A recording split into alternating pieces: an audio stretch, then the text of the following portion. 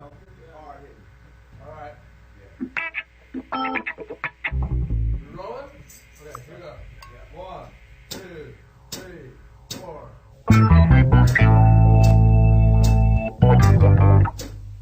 I can change the world. Yeah, so I co-founded a group called the Progressive Change Campaign Committee, and what we try and do is we try and organize people over the internet who care about progressive politics and moving the country in a more progressive direction to kind of come together, join our email list, join our campaigns, and help get progressive candidates elected all across the country.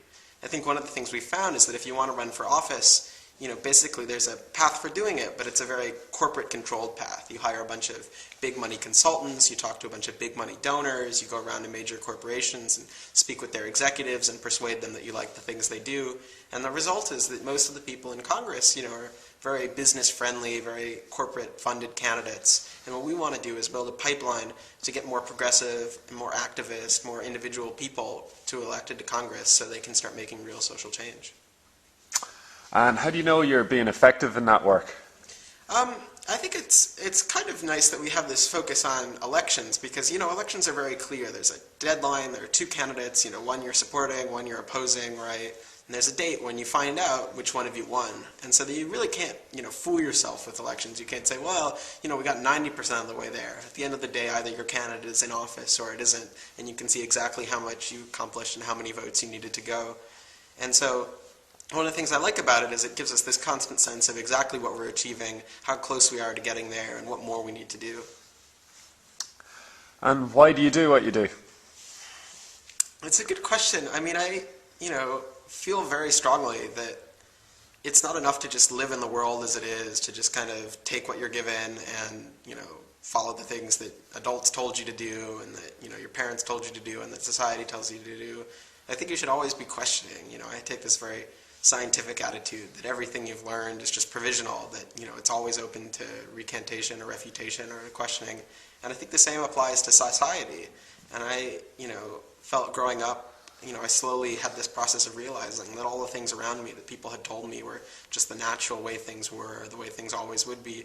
They weren't natural at all. They were things that could be changed, and they were things that, more importantly, were wrong and should change.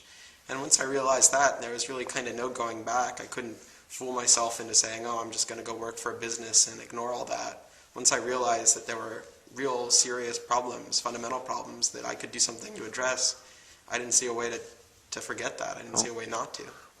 How did you go about getting active? I'd always been wanting to get active. Like, even when I was in school, I was very frustrated with school. I thought, the teachers didn't know what they were talking about, and they were very domineering and controlling, and the homework was kind of a sham, and it was just like, all the way to pen students together and force them to do busy work. And, I started reading books about, like, the history of education and how this educational system was developed, and, alternatives to it in ways that people could actually learn things as opposed to just regurgitating facts their teachers told them. And that kind of led me down this path of questioning things. Once I questioned the school I was in, I questioned the society that built the school, I questioned the businesses that the schools were training people for, and I questioned the government that, set up this whole structure. And what were the projects or campaigns that you first got involved with? Well, like I said, I got interested in educational stuff, but I don't think I really got involved in a political campaign. I spent a lot of time, after that, wondering what it is that I could really affect. I did a lot of writing and a lot of reading, but a lot of the stuff I read about social change, seemed to come from this model, in the revolutions in the 60s, people thought, oh, if we just get enough people together, who are angry, then all of a sudden, magically, this revolution will happen and we'll take over the country.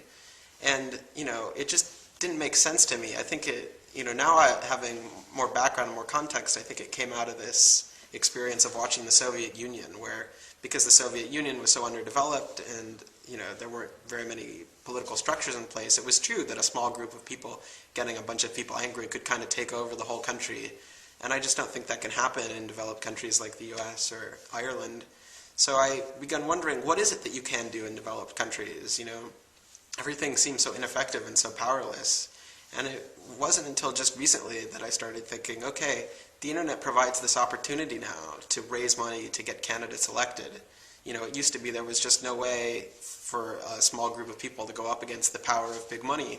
But one of the things we've seen at PCCC is that, there's just a couple of us who work there.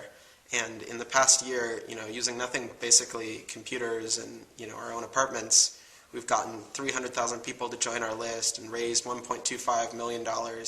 I mean, that's just, 3 people were able to make a huge difference like that. And that, I think, means the internet really provides this chance where we can start taking on big corporations. And over the last few years, or as you developed your interest in social activism, have there been any people or ideas or resources or organizations that have really inspired you? Any particular good big thinkers? I mean, the thing that, really got me thinking along these lines was right before I went to college, I read 2 books. I read a book, Moral Mazes by Robert Jackal, which is a study of how corporations work. And it's actually a fascinating book. This sociologist, he kind of picks a corporation at random and just goes and studies the middle managers, not the people who do any of the grunt work and not the big decision makers, just the people whose job is to make sure that things day to day get done. And he shows how, even though they're all perfectly reasonable people, perfectly nice people, you'd be happy to meet any of them, all the things that they were accomplishing were just incredibly evil, right? So you have, these people, just this average corporation, right? They're making decisions to blow out the workers in their factories' eardrums, to poison the lakes and the lagoons nearby, to make these products that were filled with toxic chemicals that poison their customers. Not because any of them were bad people that wanted to kill their workers in their neighborhood and their customers, but just because that was the logic of the situation they were in. Another book I read was a book, Understanding Power by Noam Chomsky, which kind of took this same sort of analysis and applied it to the wider society, which said, we're in a situation where it's, maybe filled with perfectly good people, but they're in these structures that cause them to continually do evil, to invade countries, to bomb people, to take money from poor people and give it to rich people, to do all these things that are wrong. And, those books really opened my eyes about just how bad the society we were living in is. And is there any key message that you give to anybody watching this interview or listening in? Any key point you would like to encourage people to keep in mind when they're thinking about the issues that affect them, or what the issues that they might want to take action on? Yeah, I mean, I think the most important thing is to realize that you can accomplish something. I know sometimes you just feel powerless, that you're one small person in this world of big corporations and big evil people and big media companies and so on. There's just nothing you can do. But the fact is, a lot of the reason it seems like that is because people feel powerless. People are afraid to do anything. For a long time I watched the news and all I saw was this corporate propaganda and this kind of anti-activism attacks, and I thought, the news media was just inevitably biased against us, that there was just no hope, that the only solution was to create alternative news streams.